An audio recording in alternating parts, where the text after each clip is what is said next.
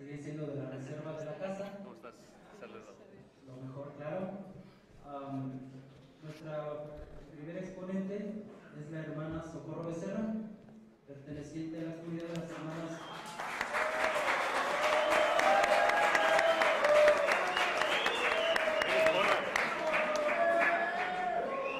Ok, dejamos los halagos para el último. Perteneciente a la comunidad de las hermanas misioneras servidoras de la palabra. Su ponencia se titula La vida religiosa en la Biblia. La hermana Socorro es licenciada en Teología Bíblica por la Universidad Pontificia de México. Es conocido por nosotros las asignaturas de Biblia que imparte entre nosotros, además de dirigir también los cursos de análisis narrativo, fundamentos bíblicos de la vida religiosa, entre otras. Ha publicado algunos artículos y pues bueno, es nuestra docente aquí. Enseguida tendremos al padre Alberto Hernández Ibáñez, que es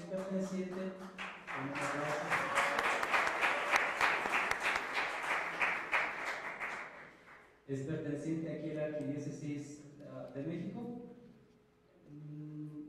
Es egresado del Seminario Conciliar de México, conocido ahora como Lumen Gentium. También estudió en la Universidad Pontificia, pero tiene su licenciatura en Patrología por el Instituto Patrístico Agustiniano de Roma. Imparte clases en varias instituciones, entre las cuales, pues claro, se encuentra la nuestra.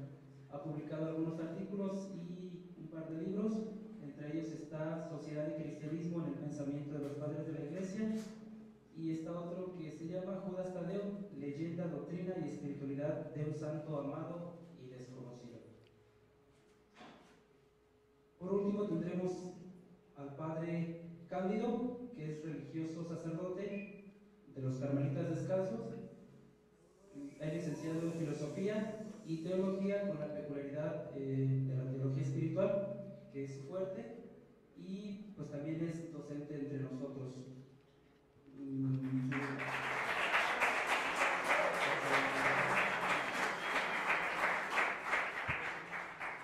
Su intervención se titula La vida religiosa en el magisterio. Pues sin más, ya no me robo más el tiempo y le cedo la palabra a la hermana Socorro. Bien, buenas tardes. Vamos a compartir esta pequeña intervención de la vida consagrada en la Biblia. Realmente la Biblia nunca pensó en diseñarnos la vida consagrada. Creo que no era la intención desde un primer momento. Nuestra religión nace siendo una religión laica y posteriormente se hará también con esta extensión hacia la vida consagrada, a diferencia, por ejemplo, del budismo, que nace siendo puros monjes y después se extenderá para laicos. En este caso, nosotros vamos a partir de esta situación. Sin embargo, sí podemos nosotros encontrar en la Biblia pues elementos que nos ayuden en este camino, en este proceso que vamos nosotros a ir teniendo. Obviamente esta confrontación que constantemente el religioso tiene con Dios es la confrontación que también vamos a encontrar en esta historia de la salvación de Dios con el hombre. Siempre la manifestación de Dios y la respuesta del hombre la tenemos a lo largo de toda la Biblia, es parte de la revelación, es parte del proyecto divino. Vamos nosotros a partir de un esquema que vamos a presentar, 3 momentos.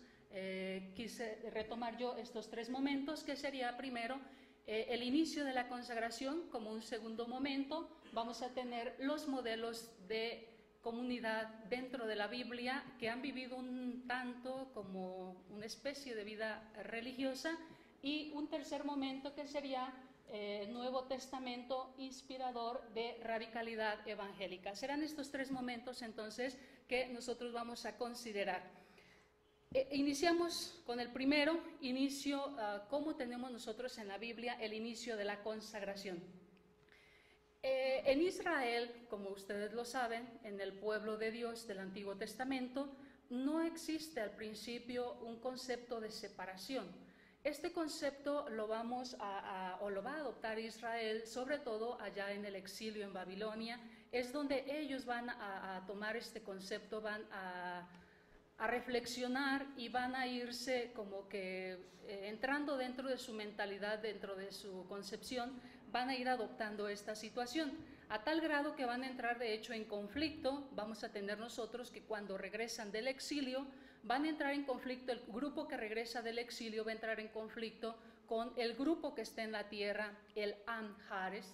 Este pueblo que está en la tierra, el pueblo de la tierra, es un pueblo que de alguna manera vive relacionado con los que están en su entorno, que son los cananeos, con los que pasan de viaje, los emigrantes, con los que están por ahí, algunos extranjeros que también están en la tierra, conviven con todos, comparten con todos.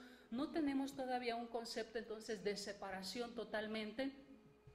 Y viene este grupo con un poquito estas ideas, aunque dentro de este grupo que regresa, algunos por ahí lo denominarán el resto de Israel o el resto simplemente, van a irse teniendo poco a poco a lo largo de los años como ese concepto de separación más fuerte, que por ahí nos van a dar los famosos Hasidim, o en algunos momentos también Sadikim, estos dos conceptos, los santos, los separados, los fieles, si queremos nosotros así denominarlos. Y es exactamente aquí entonces donde Israel, a partir quizás todavía más, a partir del mediados del siglo V, posteriormente siglo IV, vamos a ir teniendo este concepto de consagración-separación. Y en esta situación también tenemos nosotros que en Israel vamos a tener el pueblo que está en Babilonia, también va a ir para hacer esta teología de la separación o de la consagración que va a ir adoptando. Vamos a tener nosotros que entonces allá van a enfatizar sobre todo algunas fiestas o algunas situaciones propias, como va a ser por ejemplo la adopción de la circuncisión como casi distintivo del pueblo, la observancia del sábado, que va a ser también para lo que lo va a ir haciendo propio. Las fiestas se van a transformar también en algunas circunstancias, siempre va a ser con esta idea de un tanto separación. Se incluye este concepto de la expiación, concepto que no se tiene en Israel. Este concepto se incluye a partir de una fiesta también allá que se tenía en Babilonia. Empiezan todas estas normas de pureza en la alimentación, normas de pureza también en el campo fisiológico, y claro que también por ahí habrá algunas normas de exclusión. Este va a ser entonces como que el concepto que Israel va a ir adoptando para posteriormente tener exactamente estos grupos consagrados, separados, que vamos a tener un tanto más radicalizados al final del Antiguo Testamento. Este sería entonces un poquito la contextualización de cómo nosotros tenemos este origen allá en Israel. La iglesia nace allá en el seno del judaísmo, y claro que también va a tener o va a adoptar bastantes conceptos del Vetus Testamento. Los adoptará también para su después propuesta de alguna manera, o influirá de alguna manera, como lo sabemos en diferentes campos de la Iglesia Católica. El Antiguo Testamento nos ha influido en ciertas formulaciones. Entonces, a partir de este concepto o de este inicio de concepto de consagración, de separación, que lo tenemos o que se empieza a formular a partir del regreso del exilio, desde el exilio y obviamente ya cuando regresan al exilio en el contacto con el Am-Hares, lo vamos a tener nosotros entonces aquí de esta manera. Y ahora voy a presentar, que es aquí donde voy a dejar un poquito más amplio, los grupos que van a empezar a vivir un poquito en comunidad. Tenemos primero el grupo de los modelos de vida comunitaria en la Biblia. Será primero el grupo de los profetas. En los profetas vamos a tener nosotros unas características propias de ellos, un grupo que va a iniciar por allá desde Saúl, desde Samuel. Saúl pertenecía a un grupo de estos profetas, Samuel también encabezaba el grupo de los profetas. Vamos a tener nosotros allá simple y sencillamente viviendo en comunidad, posiblemente en torno a los santuarios, posiblemente profetas cultuales. Parecen un poquito numerosos, parece que llevan una vida pobre, tenían escasez en la comida, pocas posesiones, posiblemente al encargado lo llamaban padre, en el texto bíblico a veces va a aparecer como señor, en algunos momentos también como padre. Tenemos este grupo, todavía no tenemos un concepto de grupo un tanto consagrado, todavía el concepto creo que no está en este tiempo. El segundo grupo, que va a ser el grupo de los recabitas, se trata también de un grupo observante de las tradiciones yavistas que luchó contra el baalismo, un poquito a semejanza del grupo de los profetas. Vamos a tener este grupo de los recabitas. Entre las normas que ellos tenían, no bebían vino, su estilo de vida era nómada, ellos no construían casas, no plantaban huertos, eran pobres y van a denunciar a los instalados. Se puede decir este primer concepto que ellos van a venir manejando. Como un tercer grupo, vamos a tener nosotros, al tercer grupo va a ser el Nazir. Este grupo quizás es ya de este grupo que va a tener el concepto de separado. Estaríamos hablando quizás ya de este grupo que sí ya trae un poquito esta conciencia de ser consagrado. De hecho, el nombre lo va a decir, una persona separada, una persona consagrada, Yahvé. Se consagraban mediante un voto. El voto podía ser temporal o podía ser vitalicio. Entre las implicaciones de la consagración, no bebían vino, practicaban o llevaban una vida ascética, no cortarse el cabello un poquito. Eso de no cortarse el cabello era como que para dejar actuar libremente a Dios, no acercarse a un cadáver, un poquito como es por esta separación que hay, ¿no? Lo santo, lo kadosh, lo que pertenece a Dios, y lo impuro. Va a empezar este concepto ya de separación, de consagración. En el nazireato se extiende, parece que se extendía también a las mujeres. Parece que también vamos a tener algunas mujeres nazir. Otros grupos que ya los vamos a tener más al final del Antiguo Testamento van a ser los hasideos, esenios y hombres de Qumran. Los pongo todos juntos por este concepto que les había señalado que se va a manejar de los hasidim, estos hombres radicales que poco a poco, pobres en algún momento, se van también a denominar, que poco a poco se van a ir llevando una vida de consagración. Los hasideos o los hasidim van a ser un grupo que se va a unir con los macabeos en aquella revuelta de los macabeos para, obviamente, en contra de o como resistencia a toda la imposición pagana que se les quería imponer. Josefo nos va a decir que los hasidim o los hasideos se dividieron en dos grupos que van a ser los fariseos y los esenios, es lo que nos reporta Josefo. También por ahí alguno de los autores nos va a señalar que los esenios posteriormente se van a dividir entre los que se quedan a vivir en la ciudad, en los diferentes lugares, y los que se fueron al desierto, que algunos van a identificar, ahorita hay la propuesta de identificar con los hombres de Qumran.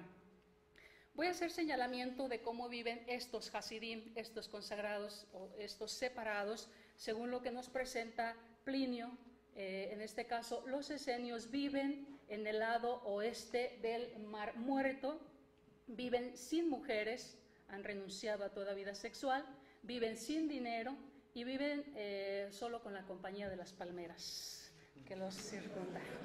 Por los dátiles. Por los dátiles. Okay. Filón de Alejandría nos dice al respecto: viven habitando en aldeas.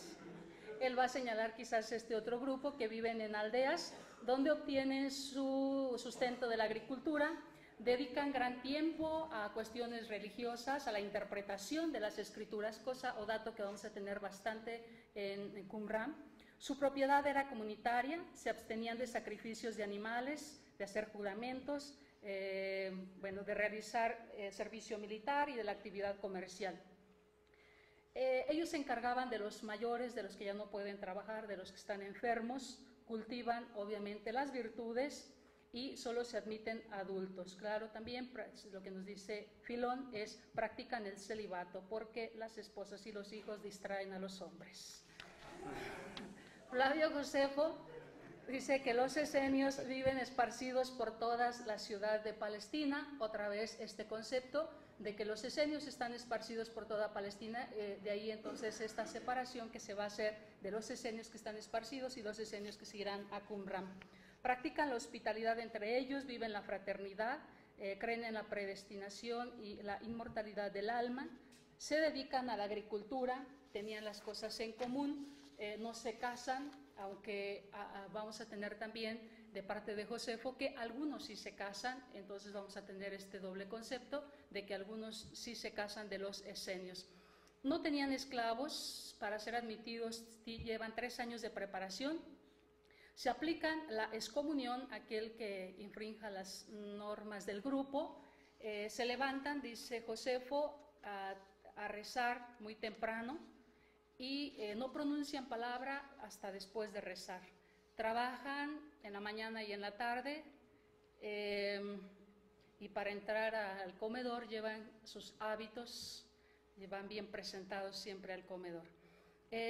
Tenían 4 rangos y solo hablaban conforme al rango de cada uno. Después de la comida, obviamente, pues siempre van a trabajar, no comen o no usan el aceite por considerarlo impuro. Hacemos entonces el paréntesis ahora de Qumran, que es parte de los esenios, así se ha considerado. La comunidad de Qumran tiene una disciplina bastante rígida, entre ellos existe una jerarquía bastante rígida también, el predominio es sacerdotal, hay un supervisor dentro de la comunidad, un consejo formado por 12, entre ellos 3 sacerdotes, practican la inmersión o el bautismo, tienen también una ceremonia de bendición de pan y zumo de uva, y bueno, se consideran hijos de la luz, nuevo pacto, etc. Estos van a tener, o lo quise retomar por un poquito el estilo de vida que llevan, para hacer el proceso que llevan ellos para ser admitidos dentro de esta comunidad específica de Qumran, por lo que los mismos documentos de Qumran nos han aportado. 2 años de prueba, la persona obviamente solicita ingresar para vivir de acuerdo a la ley de Moisés, se va a separar entonces de todo hombre de iniquidad, todos los hombres de iniquidad serán todos los demás, excepto obviamente los de la comunidad. El aspirante era primero interrogado por el inspector y después por los muchos, o los muchos eran el grupo, se puede decir que él era el que daba la aceptación, y dependía de esto para que pudiese empezar a pertenecer, a formar parte de una especie de noviciado. En este noviciado el aspirante no podía participar de la comida de todos, estaba separado, pero todos lo estaban vigilando para al final dar la aprobación de si era aceptado al segundo año. Cuando era aceptado en el segundo año, el aspirante llevaba sus bienes, la comunidad no los usaba todavía, sino quedaban bajo protección del inspector. Sigue toda la vigilancia de todos, obviamente los muchos serán los que le darán la aceptación. Viene la aceptación, la consagración con todo un rito, viene la inserción, se puede decir, de esta persona a la comunidad. Sin embargo, la comunidad, aunque ya pertenecía al grupo, ya era del grupo, sin embargo, todavía no la tenía totalmente ganada dentro de la comunidad porque iba a depender de su comportamiento en el desarrollo posterior. Entre algunas sanciones, por ejemplo, la mentira grave se apartaba a la persona de la comida de los numerosos y una 1/4 parte de comida solamente se le daba. El hablar con destemplanza se le castigaba con 1 año. La blasfemia, la separación irrevocable de la secta, la réplica a un sacerdote, 1 año de separación, el insulto, 1 año de separación, el rencor con 1 año, palabras vanas, 3 meses, interrumpir, 10 días, quedarse dormido en la reunión 30 días. El que hablaba mal de los numerosos era expulsado, ya no podía regresar a la comunidad. El que andaba con desviaciones ideológicas volvía a empezar 2 años de noviciado, y si era parte del consejo, jamás podría volver a ser parte del consejo. Se tenía una normativa también para la comida y para la bebida. Bueno, toda esta era una normativa que se tenía para poder ser miembro o para poder participar de esta comunidad. Se dice que muchos de ellos tanto les habían manejado el concepto de que solo entre ellos alcanzaban la luz, la salvación y toda esta teología que ellos pudiesen tener, que algunos preferían morir expulsados alrededor de estos lugares con tal de no irse con los impuros. Esto sería el Antiguo Testamento. En el Nuevo Testamento, nosotros ya lo hemos señalado, vamos a tener una religión de laicos. Jesús, algunos lo van a proponer así, como un laico. Jesús no ambicionó, como lo sabemos, ningún tipo de poder, no perteneció a ningún grupo político, ningún grupo religioso. Jesús simplemente fue un trabajador, un predicador itinerante, no ayunaba, iba a banquetes, tuvo un grupo de discípulos que tenían bolsa en común, llevaba sus provisiones, aceptaba ayuda de las señoras ricas, vivió el celibato, predicó el reino y sus exigencias éticas, hizo milagros, llevaba, toda una vida normal como un laico de su tiempo. En su grupo, el grupo los instruyó, tuvo ese grupo de discípulos a los cuales los instruyó, formaban un grupo, no una comunidad cerrada, sino un grupo. Los formó o los instruyó en la vigilancia frente a la hipocresía de los fariseos, a la corrección y el perdón, la utilización obviamente de la fe en favor de los demás, el cultivo de la vida de oración, la confianza en que Dios proveerá a las necesidades de la vida, la renuncia a los propios bienes, la fidelidad al cumplimiento de la voluntad de Dios, la perseverancia en la persecución, la valentía para confesar la fe en Jesús. Bien, tenemos nosotros entonces que los discípulos también van a ser con algunos rasgos propios de un ser humano, son leales, obedientes, solidarios, vulnerables. También como humanos también son temerosos, impertinentes, exclusivistas, vengativos, como un grupo normal. De tal manera que entonces vamos a tener el grupo de Jesús, un grupo tendiente a crecer, pero también que refleja la parte humana. En cuanto a las comunidades del Nuevo Testamento, las comunidades también sabemos que de manera idílica se nos van a presentar un poquito comunidades donde no hay diferencias de clases, son solidarios, todos son hermanos, procuran la oración, participan en la fracción del pan y el bautismo, practican la hospitalidad. Un poquito de manera idílica nos van a presentar. Sabemos nosotros por los mismos textos neotestamentarios que vamos a tener bastantes dificultades dentro de las comunidades. Bien, es claro que los cristianos pues no tenían permitido por ahí andar corinteando, ¿verdad? Es otra de las indicaciones por ahí. Y ya con esto concluimos. En el Nuevo Testamento lo que sí vamos nosotros a tener, y que es aquí donde vamos a encontrar nosotros fundamento y fuente, la Sagrada Escritura finalmente de la vida religiosa se va a convertir en eso, en fuente, el Nuevo Testamento inspirador de radicalidad evangélica. Y aquí nosotros entonces obviamente Jesucristo, el centro de la vida consagrada, la elección, vocación, consagración, claro que lo tenemos bastante fundamentado desde la Biblia. El seguimiento de Cristo a la luz del Nuevo Testamento es bastante alentador, bastante fuerte, y la imitación de Cristo a partir obviamente del Nuevo Testamento es algo también bastante rico para la vida consagrada. La vida consagrada nace a partir de esta necesidad de vivir con radicalidad los consejos evangélicos que nosotros resumimos o profesamos en 3, pero en realidad son bastante los consejos evangélicos y el deseo que todos los religiosos tenemos de vivir la vida evangélica con radicalidad, creo que es el deseo de los consagrados. La vida religiosa vivida con esta radicalidad se convierte en un signo del reino de Dios.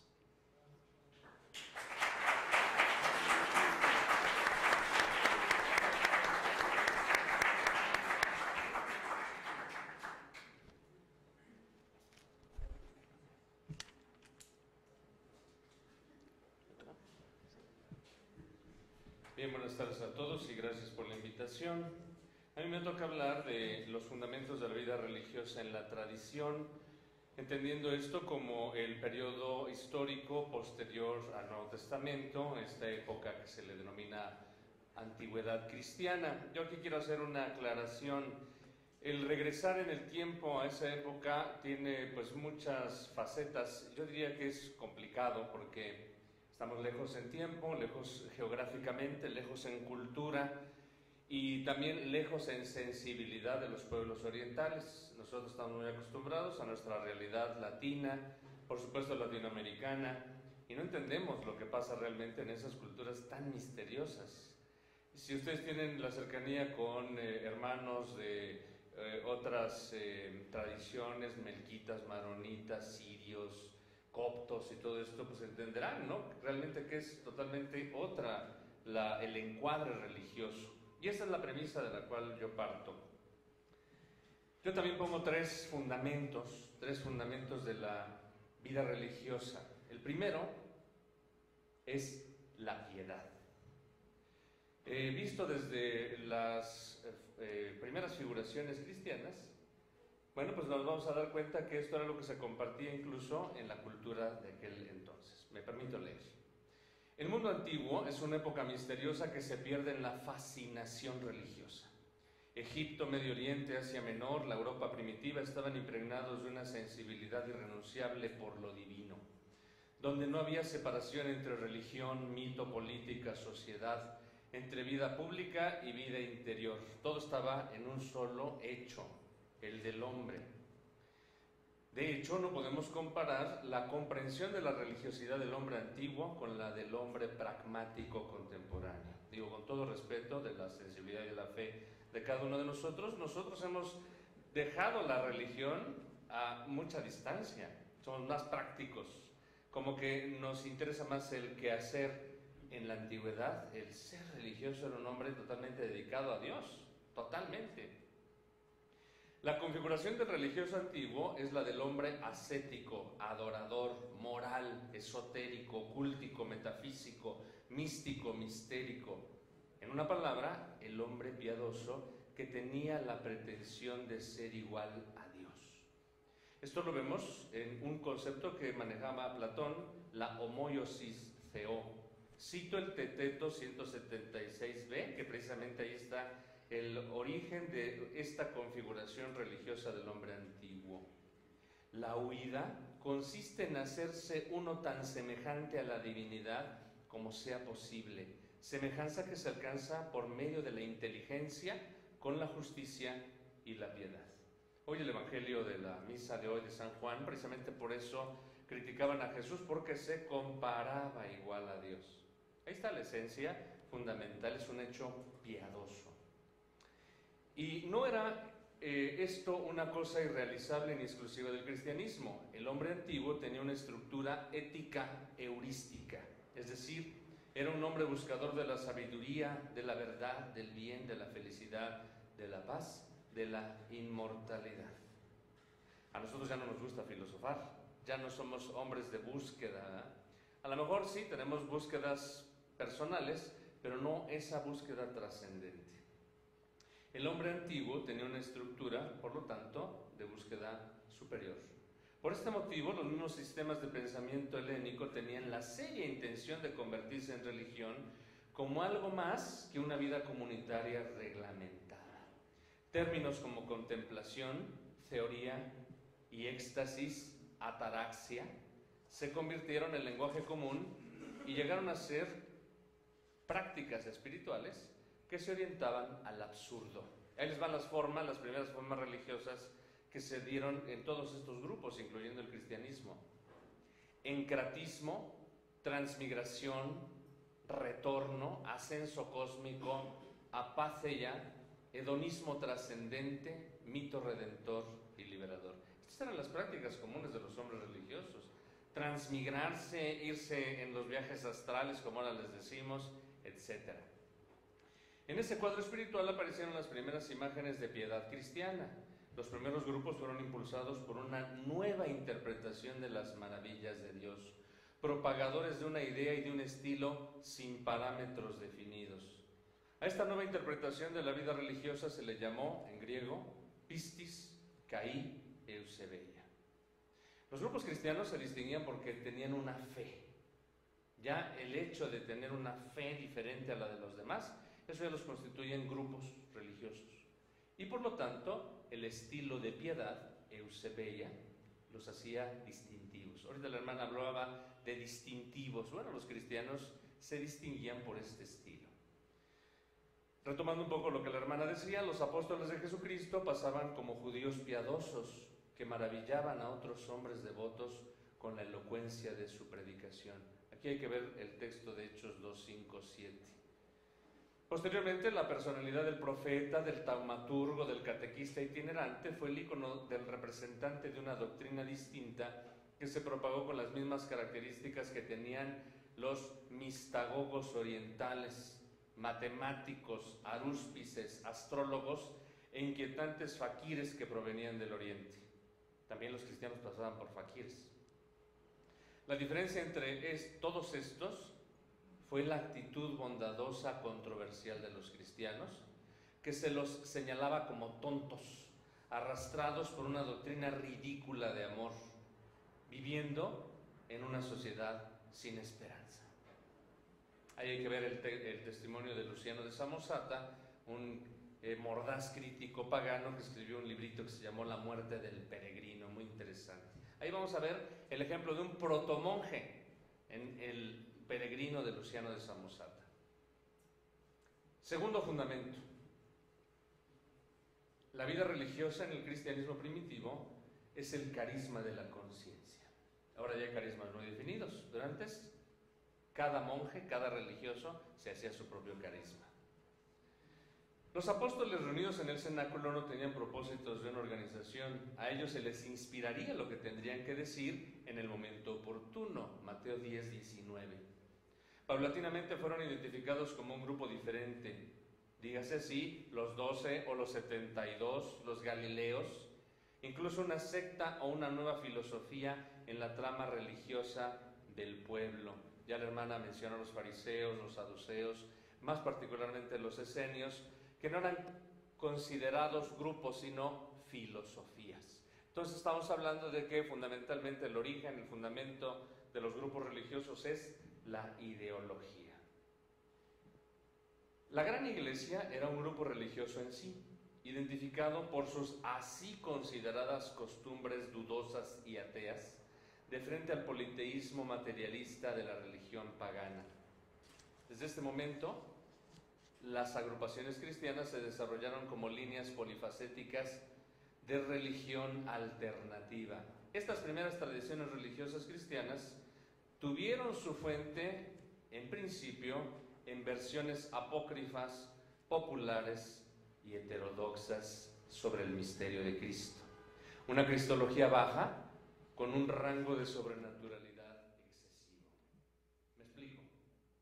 Sin temor a equivocarnos, los grupos carismáticos iniciadores fueron los grupos de tendencia doceta, los que consideraban que Cristo solamente tenía una humanidad en apariencia y que Él era Diosito, un ser trascendente. Los gnósticos crearon rápidamente grupos con alta influencia de una mística trascendente. Estos estaban más apegados a los síntomas de la cultura del momento, la afirmación de una religiosidad del trascendente. Pero aquí viene el grupo de oro, los maniqueos. Este fue el precursor de la vida monástica en el siglo III. Prosperó contundentemente por su epidemia soteriológica mediante el dualismo de la conciencia y la misionología de la purificación como modelo más acabado de la vida religiosa y de la perfección cristiana. Díganme si no, queremos ser puros, santos, renunciar a todo lo material, porque todavía estamos contagiados de algo de maniqueísmo. En paralelo a estos aparecieron unas 150 formas de tendencia alternativa, quienes se proclamaron auténticas interpretaciones del carisma de Cristo. Voy a mencionar algunas, que a mí me parecen las más simpáticas. Están los adamitas, quienes asistían a las asambleas desnudos porque decían que eran muy inocentes. Bueno, son los nudistas religiosos básicos, ¿no? Están los adélfagos, aquellos que decían que tenían que comer a escondidas. Yo conocí unas monjitas por allá lejos, ¿verdad?, que comían frugalmente, pero en sus cajoncitos parecían ratoncitos y sacaban de ahí comida milagrosa, ¿verdad? Comían solitas por ahí. Los acuarios, los que sustituyeron el vino para consagrar en solo agua. Por el otro lado están los asquitas, que se consideraban odres de vino vivientes, por lo tanto siempre tenían que estar llenos, ¿verdad? Los barbelionitas, quienes exageraban el hecho femenino de la divinidad. Digamos que estos son los primeros feministas cristianos de la historia. Los mesalianos, que también eran integristas y exorcistas, esos andaban sacándole el chamuco a todo el mundo. Ofitas, adoradores de la serpiente, teopasquistas, que estaban muy preocupados por el sufrimiento de Dios. Y así, como se dan cuenta, son interpretaciones sumamente alternativas y variadas. Yo aquí los resumí, más adelante voy a hablar de otros que están muy chistosos. Ya no existen de esos grupos chistosos. Ante la ausencia de una eclesiología globalizada, sin control del dogma y sin cánones consensuados por un sentido de fuerte comunión de doctrina, surgió una sensibilidad religiosa desmesurada y entusiástica. Aquí hago énfasis en la etimología de entusiasmo, en theos. Esa es la piedad del hombre antiguo, estar metido en Dios. La pionera vida religiosa agrupada en el cristianismo partió del paradigma del profeta iluminado, dotado de una inspiración sobrenatural que se compartía. Aquí la hermana ya nos explicó que este es así como la figura más sobresaliente del Antiguo Testamento. De ahí los anacoretas perfilaron estructuras espirituales extravagantes que derivaron en movimientos fanáticos sagrados. El fanatismo es la nota característica de la vida religiosa antigua. El ejemplo de Antonio del Desierto, de los eremitas egipcios, sirios, africanos, quienes a su vez copiaron estereotipos del imaginario religioso, así como las prácticas ancestrales de la cultura mediterránea, fueron inspiradores de otros fundadores, quienes se arrogaron ser encarnación del Espíritu Santo. Entre ellos encontramos a Marción, a Montano y a Donato. Aquí surge una pregunta: ¿cómo controlar la fuerza de la fe cuando la pretensión era vivir la vida angélica? La ascesis, este término está muy marcado en toda esta historia, ascesis. Nosotros entendemos ascesis como ciertas prácticas, mortificación, etc. Pero la ascesis significa estudio, comprensión, concentración.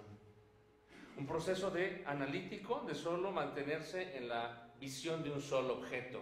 Y en este caso es Dios el objeto de la ascesis. Era un poder desarrollado por los hombres, un privilegio que otorgaba libertad para ascender a la vida superior. En palabras de Teodoreto de Ciro, quien escribió una historia de los monjes, decía: en general, los monjes vivían como libres pájaros del cielo, sin reglamento de vida ni superiores que les legaran. Esto es música para los oídos. Cada conciencia individual se comportaba como les parecía, consultando sus propias fuerzas. Por lo tanto, las máximas de la Sagrada Escritura eran interpretadas siguiendo el carisma de su conciencia hasta volver a formas semisalvajes. Aquí vienen otros grupos: los estacionarios, los que nunca se sentaban, siempre estaban de pie; dendritas, que vivían entre los árboles; ascemetos, estos nunca dormían para estar siempre despiertos en la oración; los boscoi, que estos eran considerados pastores, no porque apacentaran los rebaños, sino porque comían pasto y andaban a cuatro patas. Se les distinguía el grado de santidad entre más flacos estuvieran. Eran como los Gollum de la antigüedad, ¿verdad? Gollum cristianos, ¿no? Los dementes, Estos imitaban la debilidad mental, se hacían los loquitos, ¿no?, para decir que eran muy religiosos y santos. Por supuesto, los estilitas, los ípetros, que eran monjes que vivían en la intemperie. Aquí tenemos uno muy célebre, San Marón, que es el fundador de los maronitas. Vivió todo el tiempo bajo la lluvia. Reclusos voluntarios, vagabundos, parabalanos, estos los vieron ustedes en la película de Ágora, aquellos monjes fanáticos que mataron a Hipatia. Circumceliones en la época de los donatistas, que eran forajidos, eran golpeadores, eran grupos de choque, pero muy santos. Y hordas de todo tipo y escuelas. Había hordas de monjes que se agarraban a pedradas a otros monjes del convento de Junto, ¿no? Reglamentar la locura del carisma era tanto como sofocar la santidad, y era necesario en esas latitudes verificar la santidad visible, evidente, que debería tener un alto grado de esoterismo. Ahora nosotros somos muy correctitos, muy fresas y no somos esotéricos. Pero antes el hombre tenía que ser esotérico, casi como que se le salía el Espíritu Santo o el demonio. Tercer fundamento de la vida religiosa: la legislación para alcanzar la divinización.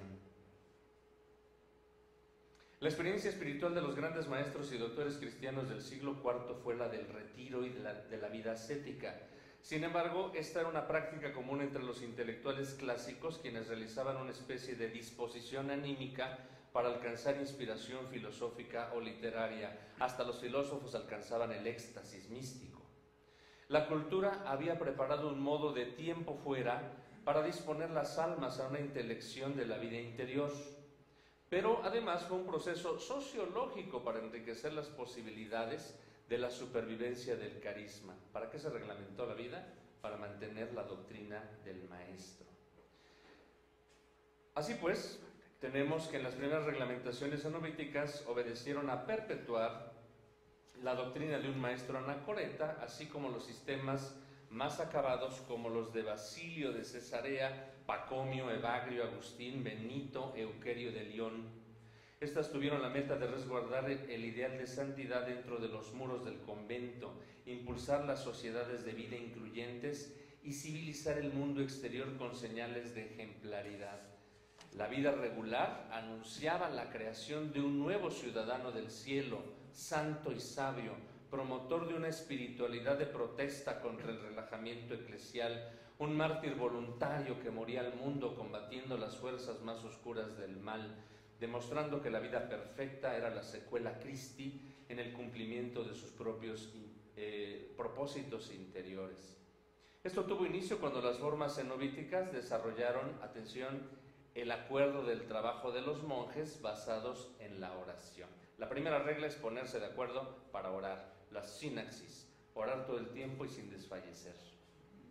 En la pobreza, el acuerdo en la pobreza, que les facultaba la contemplación, ya que ésta no consistía en renunciar a la riqueza, sino poseer lo necesario para alcanzar la riqueza absoluta. De ahí que la austeridad era una regla, tener una túnica, un manto, una Biblia y una celda. Incluso hasta se compartía la túnica, era lo único que podía tener el monje. Y lo único que hacía el hermano lavandero era sacudirla del polvo y de los piojos y dársela a otro, ¿verdad? Esta primitiva regla agregó muchísimos consejos para el monje: enfrentarse al combate, a la tentación, sobre todo a la asidia y al tedio. Por lo que se multiplicaron las prescripciones individuales, de modo que el santo eremita o cenobita se alejaba cada vez más de los centros sociales para asumir sus compromisos, movimiento que lo alejó también de la vida litúrgica y sacramental, incluso lo alejó de la vida eclesial. Ahí tenemos un ejemplo de un santo monje copto, Apá Ajú, que vivía entre los búfalos y nada más iba a la Pascua, el templo el día de Pascua. Y cuando lo eligieron para ser obispo tuvieron que organizar una cacería para ir por él. Para el proceso de la regulación de la vida ascética se dio énfasis en la disciplina cotidiana, en la dieta. Ya la hermana también nos habló de la dieta judía. Por supuesto, el ayuno consistía en la nota neumática de la disciplina. El maestro orientaba la práctica de esto mismo para controlar la vida supermortificada. Voy a tomar un minutito más, ya nada más termino las conclusiones. El fundamento de la vida religiosa, desde la era apostólica hasta el surgimiento de la primera regla relevante en la historia, que es posiblemente la regla de San Pacomio, hacia el 333-348, fue el impulso vehemente por la trascendencia, una excitante pretensión escatológica por lo divino, hasta la experiencia unitiva con lo sagrado, en una palabra, la piedad. Desde mediados del siglo IV, tanto en Oriente como en Occidente, la socialización monástica perfiló un sistema de participación como vía de perfección, con rasgos místicos y educativos que orientaron la labor civilizadora del cristianismo, lo que derivó en un definido humanismo. Finalmente, las multiformes experiencias religiosas impregnadas por los cambios políticos y eclesiales durante los siglos posteriores se fueron adaptando a las necesidades de los grupos, según dictámenes humanos, hasta el refinamiento de la forma y expresión que conocemos hasta nuestros días. Una opción religiosa con un alto sabor antropológico, pero siempre con el objetivo de conseguir la vida divina. Muchas gracias.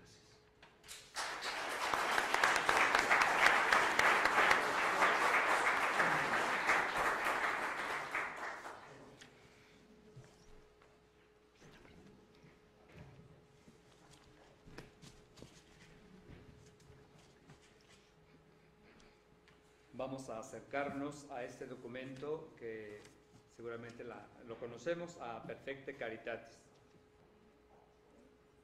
El documento Perfecte Caritatis suscita diversas reacciones. Para algunos les recuerda desafíos y esperanzas. Para otros, inestabilidad, riesgo, temor. Quizá para quienes somos más jóvenes puede ser solo un documento que se estudia en la historia de la vida religiosa. Tal vez lo recordemos porque fue lectura obligatoria en alguna etapa de nuestra formación.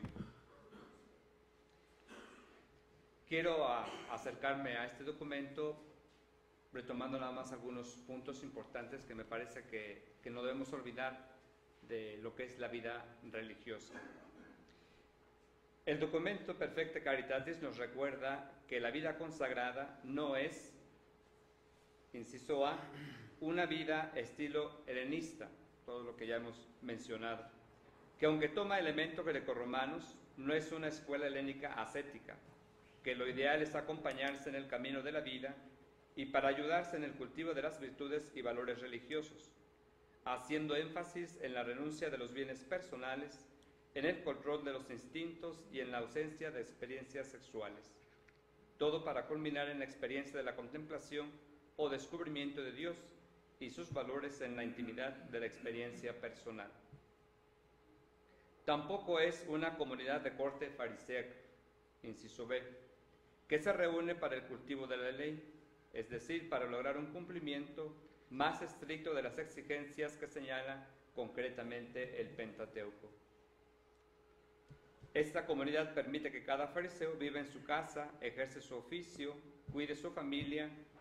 El valor fundamental de su existencia es el cultivo de la ley. Tampoco es una actitud judía con tendencia sapiencial, que no resalta el celibato, pero sí lo considera como una posibilidad humana y su valor religioso. Sabiduría ya nos lo recuerda. Es bienaventurado aquel que sin familia carnal y sin riqueza vive unido a la presencia de la sabiduría de Dios y ha sido fiel a sus designios. Lo valioso es descubrir que una vida de cultivo intenso de la ley, de comunión y austeridad, ayuda a tener presente la posibilidad de la comunión con Dios.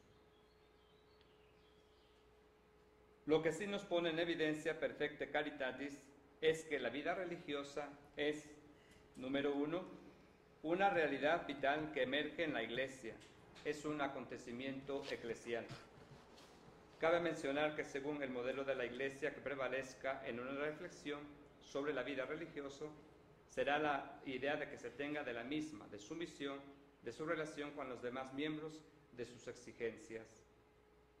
De aquí la necesidad de expresar que la vida religiosa nace en una iglesia que no se considera como sociedad perfecta, sino como comunión y misterio, cuerpo místico de Cristo, pueblo de Dios. La Constitución dogmática Lumen Gentium presentó la vida religiosa como un don divino o carisma del Espíritu para bien de la Iglesia. Al descubrir el misterio de la comunión de los creyentes, Pablo usa la imagen de cuerpo.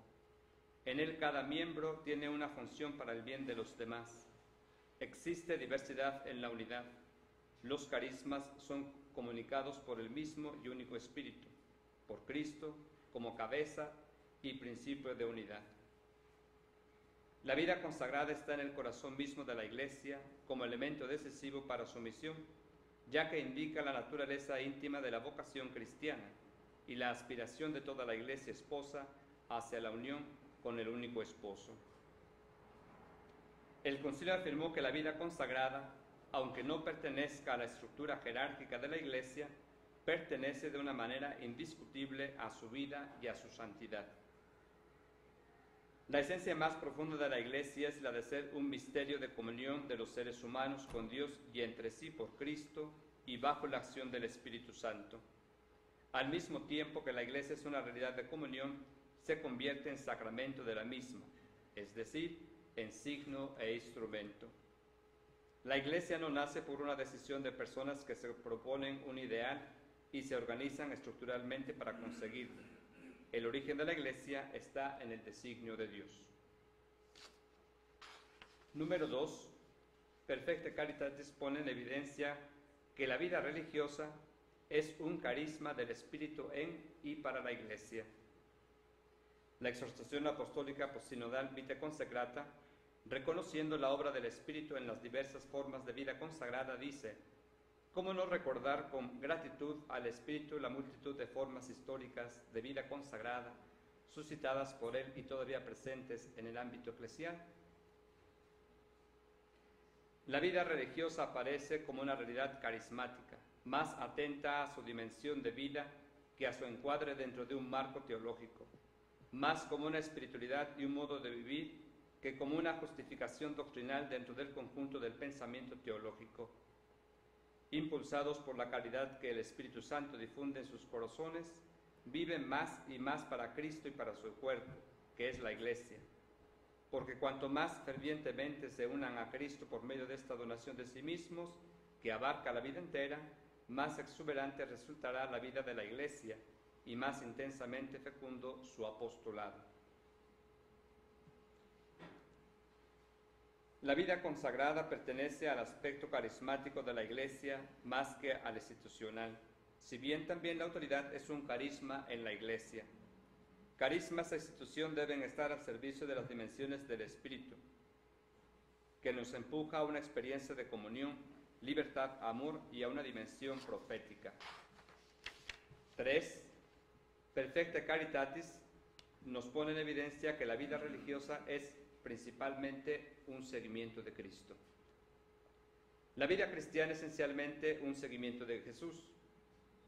La última norma de la vida religiosa es el seguimiento de Cristo, tal como lo propone el Evangelio. Todos los institutos ha de tenerlos como regla suprema. Al hablar de la vida religiosa, el Vaticano insistió en varios lugares en el aspecto fundamental del seguimiento de Jesús.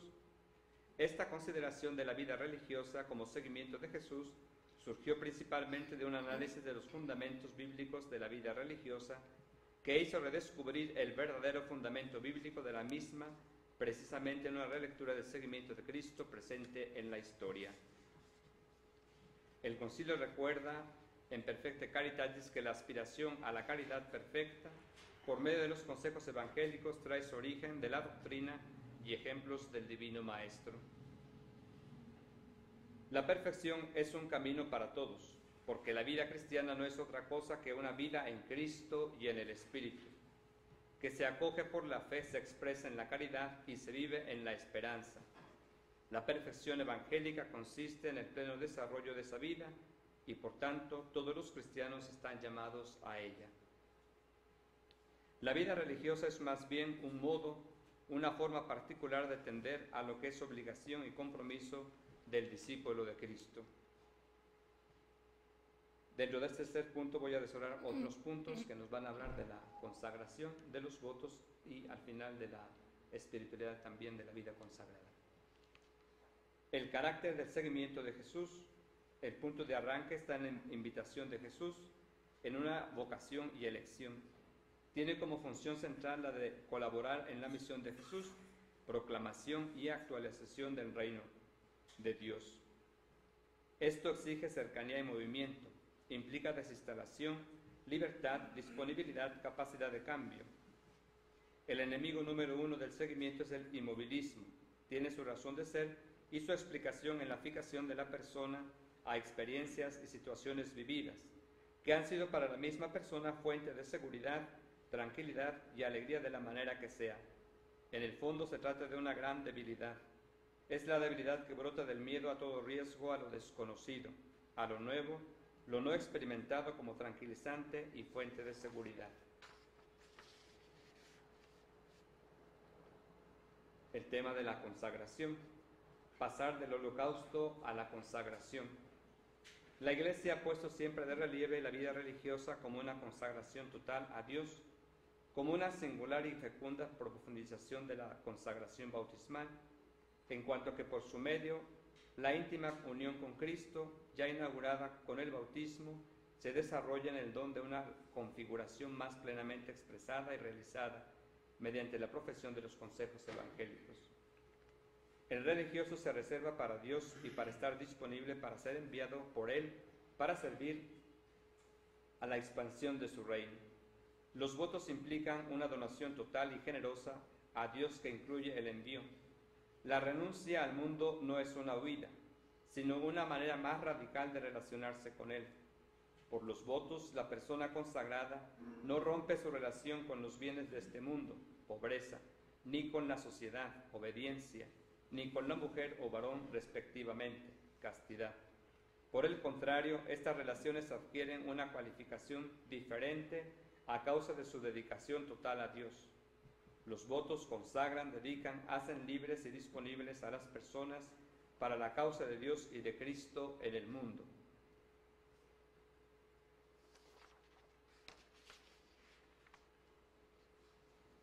La insistencia de los votos no está ya en el holocausto que implican, sino en la capacidad que dan para colaborar en la realización del plan salvífico de Dios.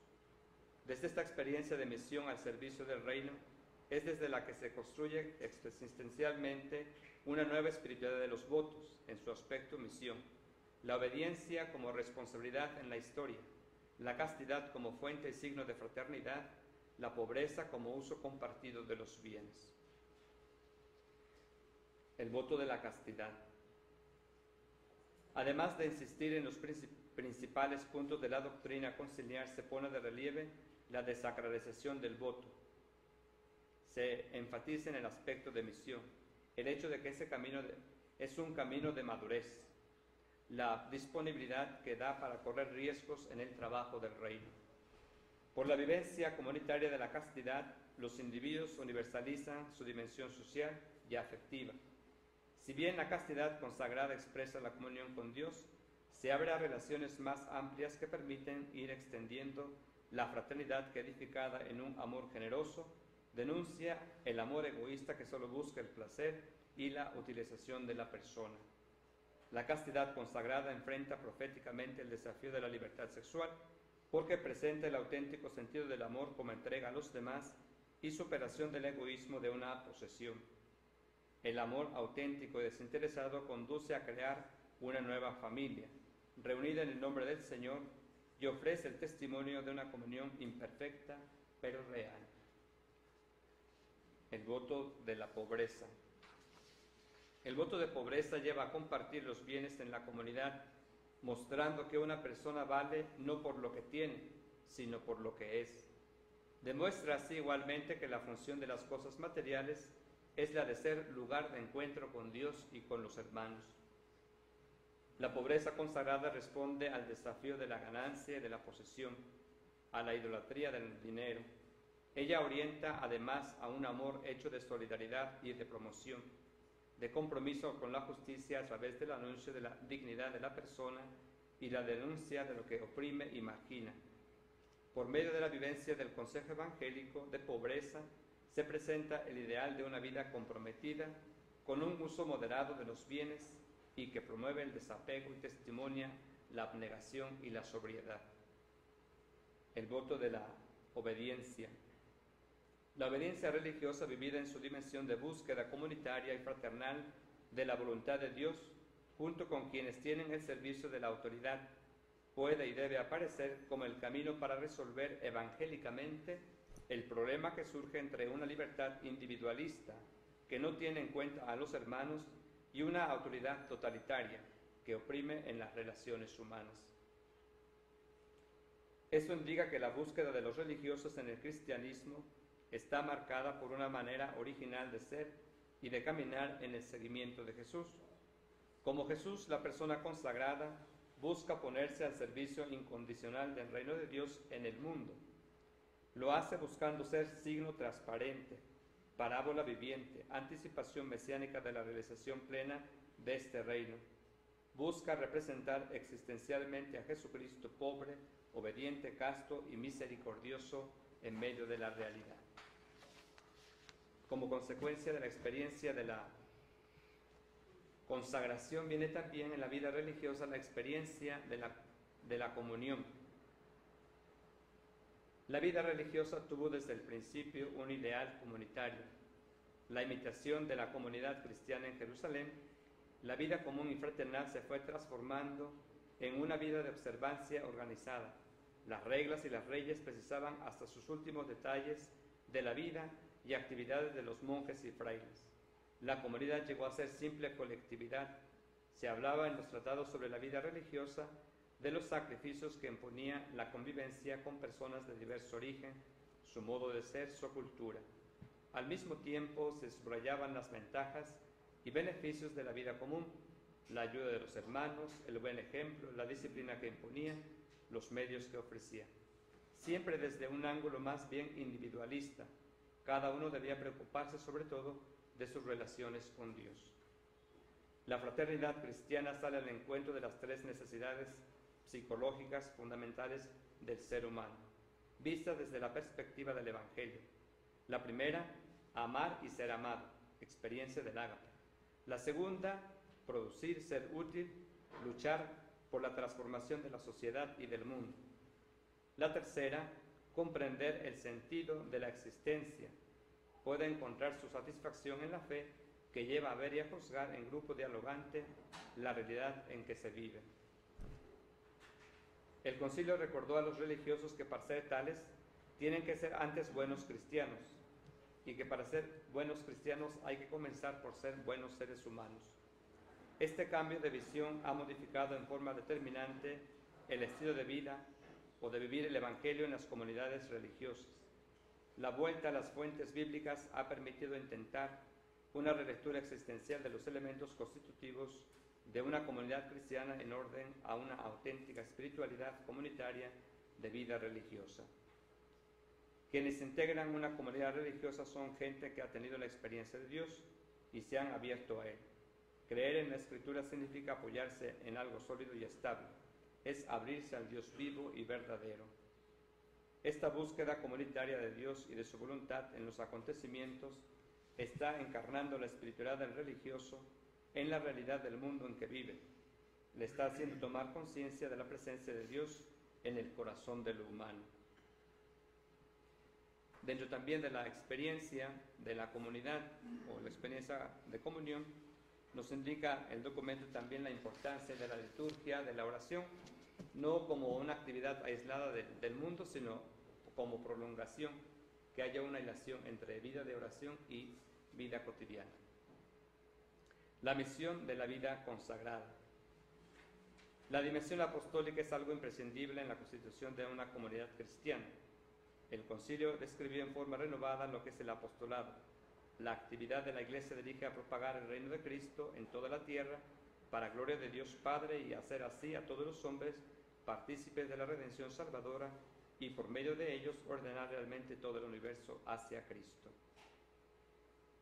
Promuevan, dice el documento, los institutos entre sus miembros un conocimiento adecuado de las condiciones de los hombres y de los tiempos y de las necesidades de la Iglesia, de suerte que juzgando prudentemente a la luz de la fe las circunstancias del mundo de hoy y abrazados de celo apostólica puedan prestar a los hombres una ayuda más eficaz. Viene también otra parte de las características de un rostro, digamos, de la vida consagrada. De esos días me lo voy a saltar y simplemente quiero terminar diciendo también que creo que es necesario que recobremos el aspecto antropológico de la vida consagrada. El documento Perfecta Caritatis nos recuerda que la vida consagrada es el seguimiento de Cristo y que a partir de este encuentro con Dios se pueden suscitar comunidades humanas que se entreguen a la contemplación, dejando la riqueza de este mundo y abandonan también la misma familia de la carne y de la sangre. El documento nos invita a redescubrir la vida consagrada como fenómeno antropológico que pone en evidencia que en el fondo de cada persona humana de cualquier raza, cultura, religión, hay una tendencia irrefrenable hacia lo santo, hacia el misterio, es decir, una búsqueda apasionada de Dios. Las personas que viven esta experiencia de encuentro con Dios viven con simplicidad y austeridad, se centran en la relación, viven con misericordia y con no violencia, la moderación y el recogimiento, la armonía en el cosmos y la vida comunitaria. Muestran que sin referencia a lo santo no hay humanidad ni dignidad de la persona humana, y esta no se realiza si no hay adoración, referencia a lo sagrado, a la contemplación, a la interioridad y al servicio. Muchísimas gracias.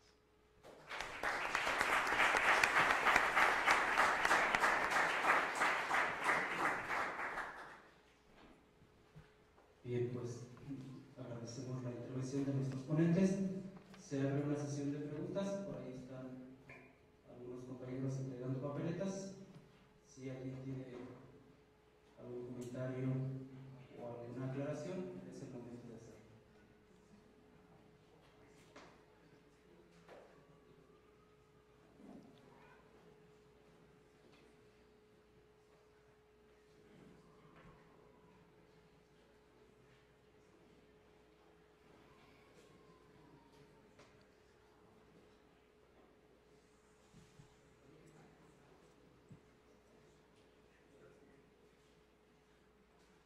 Que los hagan directos.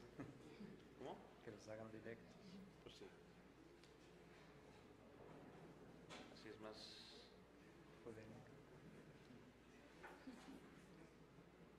O que los hagan directos también.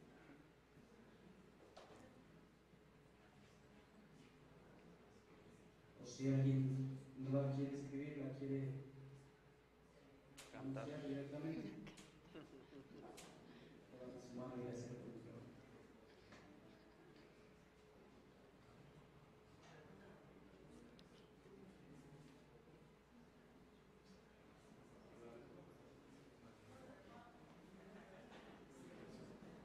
Esta es la primera.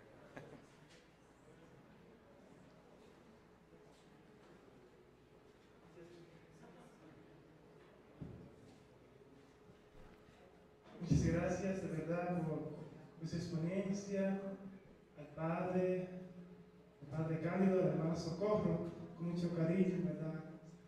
Pues mi pregunta va, bueno, en relación para los tres. ¿Qué actitudes tenemos que retomar para seguir siendo vivo el espíritu de la vida religiosa?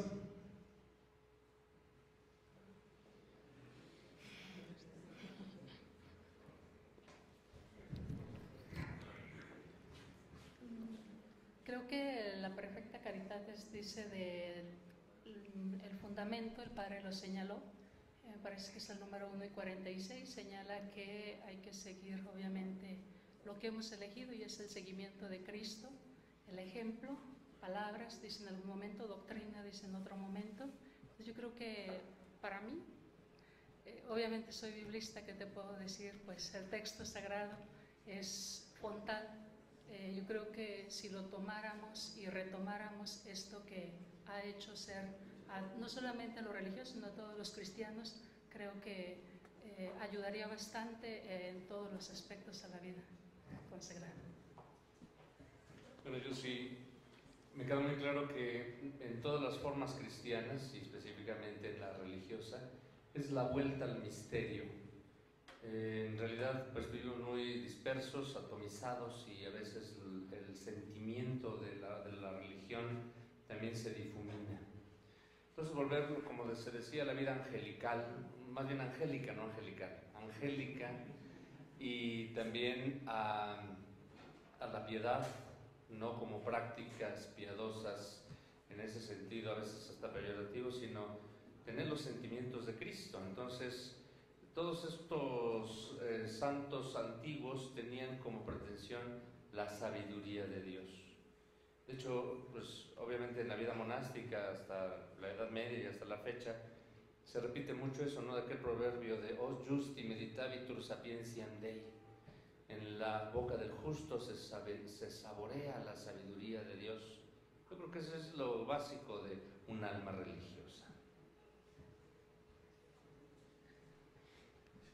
La actitud, yo creo que cuando hablamos de fe, a veces se nos viene inmediatamente como en la cabeza, si es una verdad formulada, y nos manejamos desde esa parte de la intelectualidad.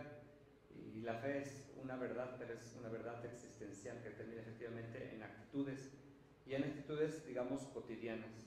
Hoy se habla también de una mística cotidiana, ya no es una mística trascendental, intelectual, una mística de la esencia, sino una mística cotidiana. O sea, yo puedo decir desde cómo me levanto, con qué actitud vengo a mis clases al INTIN, con qué actitud hago mis tareas.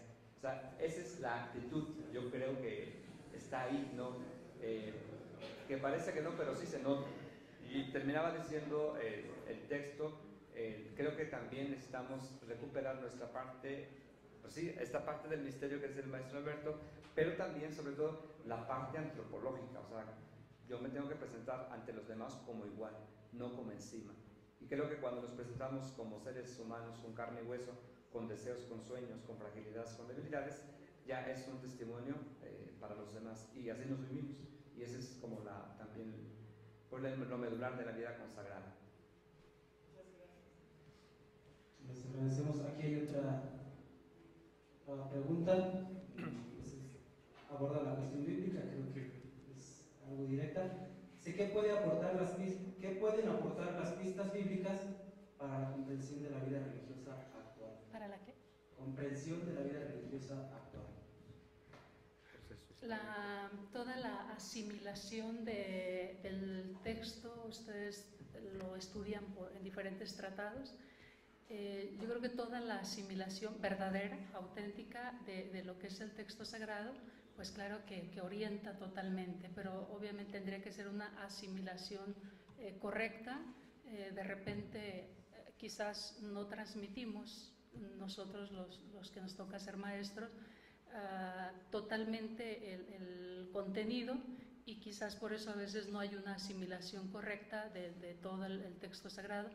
Pero pienso yo que en la Biblia encontramos bastante aportación para la vida, para el desarrollo, para el crecimiento, para todo, y obviamente para todo eso que exige la misma vida religiosa, como es la identidad de un cristiano que intenta vivir una radicalidad. Finalmente eso es lo que deseamos, vivir el Evangelio radicalmente, pues profundizar en ello, entenderlo, conocerlo. Es maravilloso ver en el texto sagrado a los hombres como nosotros. Si nosotros vemos en el Antiguo Testamento los hombres que rezan con sentimientos muy humanos, parte de la cara al que me cae mal, ¿no? Salmos, o sea, muy humanos. Y vemos en el Nuevo Testamento igual también seguidores de Jesús muy humanos y también con aspiraciones. Creo que es en parte el proyecto que Jesús nos ofrece, es un proyecto grande y podemos seguirlo con radicalidad y con claridad, sobre todo la claridad del proyecto que Jesús nos comparte. Gracias, hermana, pero no suelte el micrófono para usted misma. Es una pregunta cuya respuesta me parece que es monumental. Dice así: ¿usted cree o ve la necesidad de renovarse o reinterpretarse la vida religiosa? Si esto es así, ¿la renovación debería ser a nivel carismático o estructural?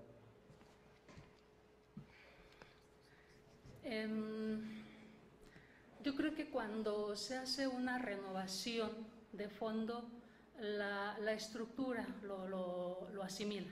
O sea, cuando hay una renovación de personas desde el interior de cada uno, de cada ser humano, en la estructura se va a percibir. No siempre se logra, en cuanto que el padre de la primera ponencia lo señalaba, no siempre se logra, puesto que a veces no existe en todos los elementos el deseo de, la voluntad de.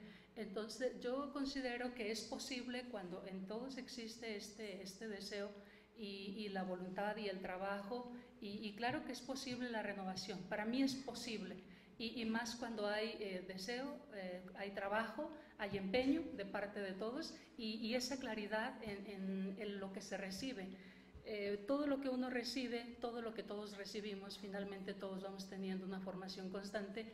Ojalá que pudiese ser real, o sea, no solamente estudio, no solamente conceptos, sino algo real en cada uno, en cada ser de los que escuchamos, los religiosos, los ejercicios, las formaciones, tantas cosas que tenemos, tantos medios, pero cuando esto es real, la estructura cambia, necesariamente la estructura cambia. Estoy convencida de ello y creo que se puede hacer bastante en ese aspecto. Gracias. ¿Alguien más? Bueno, para el padre Cándido, mencionó usted, citando los documentos del magisterio, la vida consagrada es un don dentro y para la iglesia que surge ahí mismo. Entonces, mi pregunta sería la siguiente: ¿cómo hacer para evitar esta constante tentación de separar la vida comunitaria de la vida de comunidad? Que a veces solemos ser comunitarios del claustro para adentro y en ocasiones no logramos generar esa misma comunidad una vez que estamos fuera.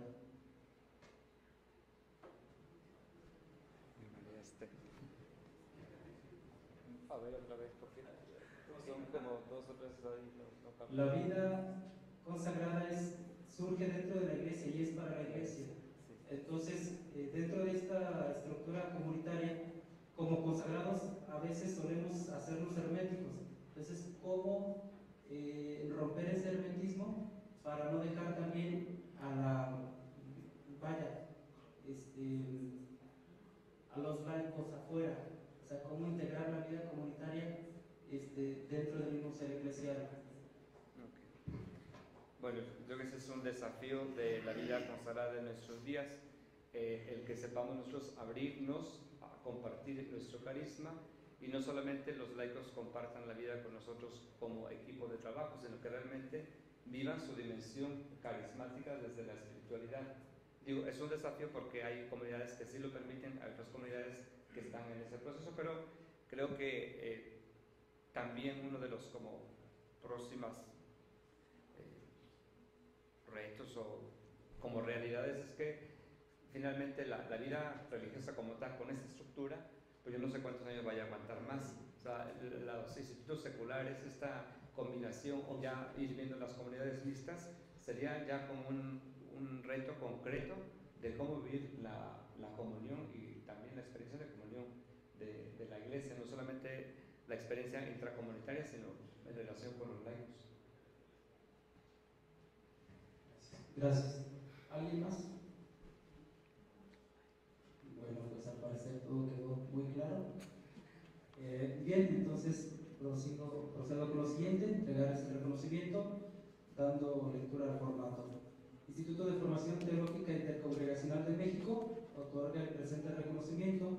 Nuestros ponentes, como ya lo mencionaba, fue la licenciada hermana Socorro Becerra, presbítero Alberto Hernández Ibáñez y licenciado Cándido Celestino Navarro, por su participación en el coloquio teológico La vida consagrada, memoria, presente y futuro. México DF, 18 de marzo de 2015. Les brindamos de nuevo un género aplauso.